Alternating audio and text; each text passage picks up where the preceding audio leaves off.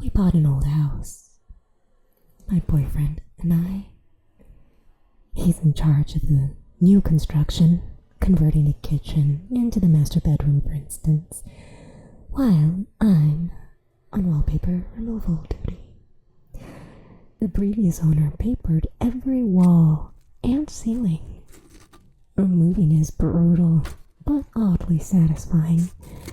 The best feeling is getting a long peel, similar to your skin when you're peeling from a sunburn.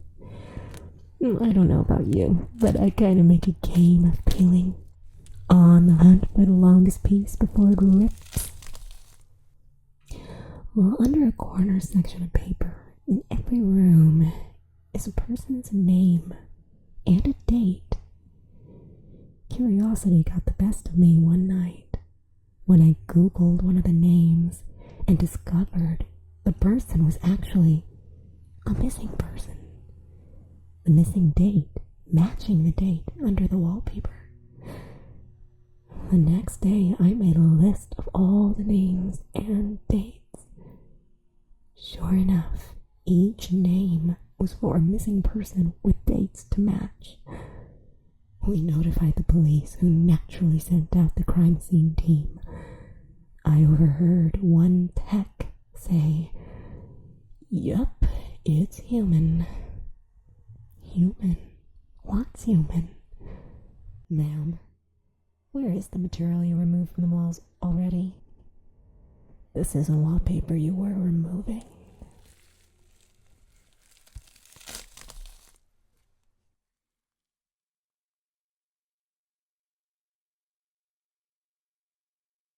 It has been said that the definition of insanity is doing the same thing over and over and expecting different results. I understand the sentiment behind the saying, but it's wrong.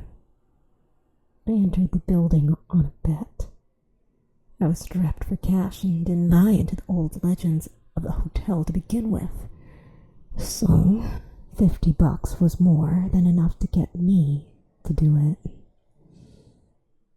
It was simple. Just reach the top floor, the 45th floor, shine my flashlight from a window.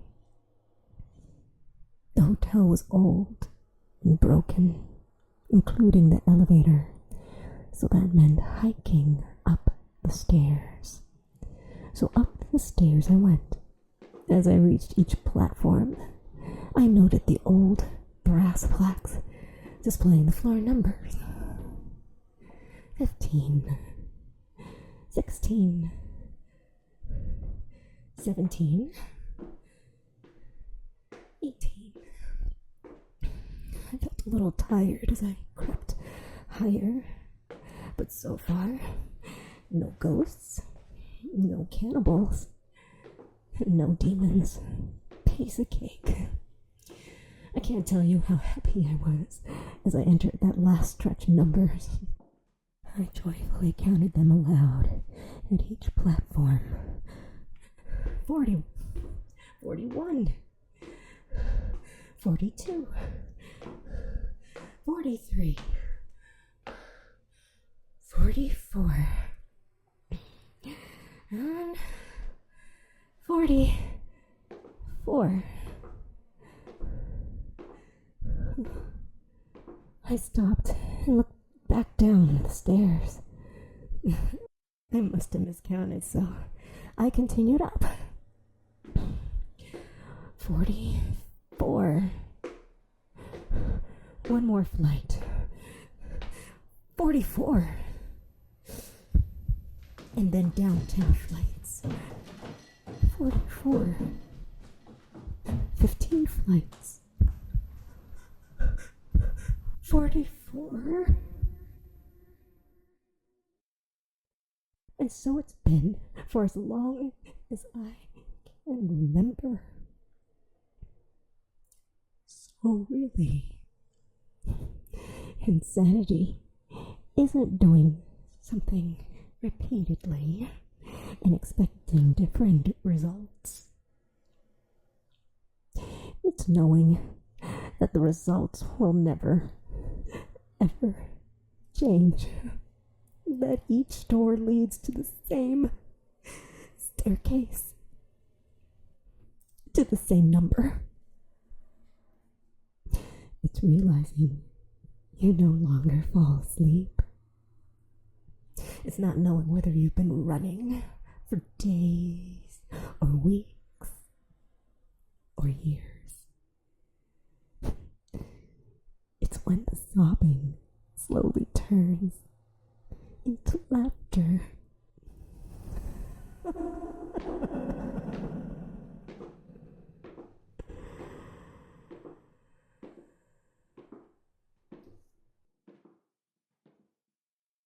He awoke to the huge insect-like creatures looming over his bed, and he screamed his lungs out. They hastily left the room, and he stayed up all night, shaking and wondering if it had been a dream. The next morning, there was a tap on the door.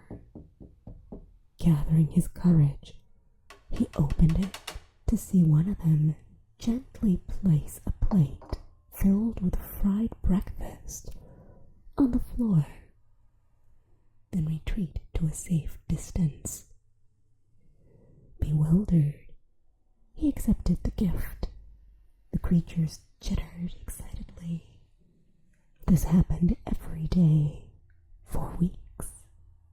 At first, he was worried they were fattening him up, but after a particularly greasy breakfast left him clutching his chest from heartburn, they were replaced with fresh fruit.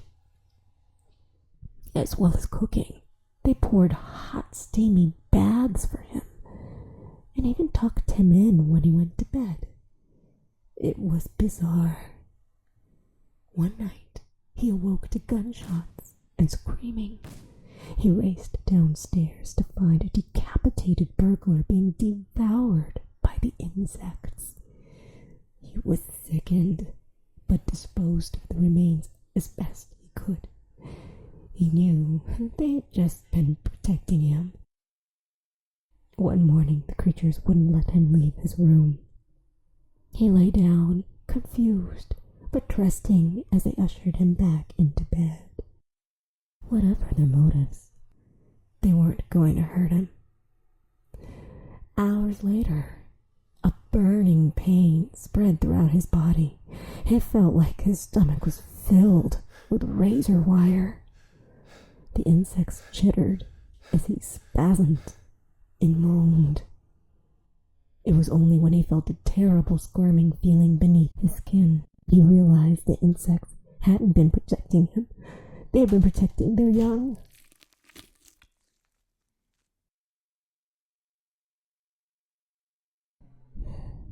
I hate it when my brother Charlie has to go away. My parents constantly try to explain to me how sick he is, that I am lucky for having a brain where all the chemicals flow properly to their destinations like undammed rivers. When I complain about how bored I am without a little brother to play with, they try to make me feel bad by pointing out that his boredom likely far surpasses mine, considering his confined to a dark room in an institution. I always beg for them to give him one last chance. Of course, they did. At first. Charlie has been back home several times, each shorter in duration than the last. Every time, without fail, it all starts again. The neighborhood cats with gouged out eyes showing up in his toy chest. My dad's razors found dropped on the baby slide in the park across the street. Mom's vitamins replaced by bits of dishwasher tablets. My parents are hesitant now, using last chances sparingly. They say his disorder makes him charming, makes it easy for him to fake normalcy and to trick the doctors who care for him into thinking he is ready for rehabilitation. That I will just have to put up with my boredom if it means staying safe from him. I hate it when Charlie has to go away. It makes me have to pretend to be good until he's back.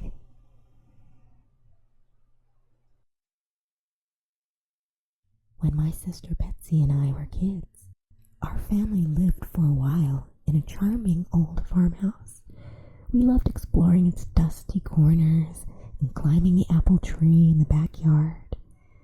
But our favorite thing was the ghost.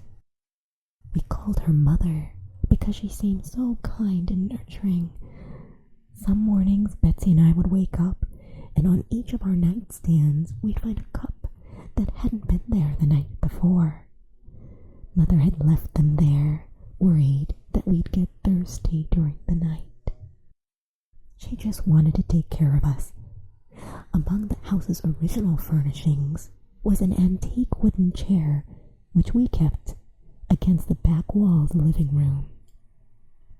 Whenever we were preoccupied, watching TV or playing a game, Mother would inch that chair forward across the room toward us. Sometimes she'd manage to move it all the way to the center of the room.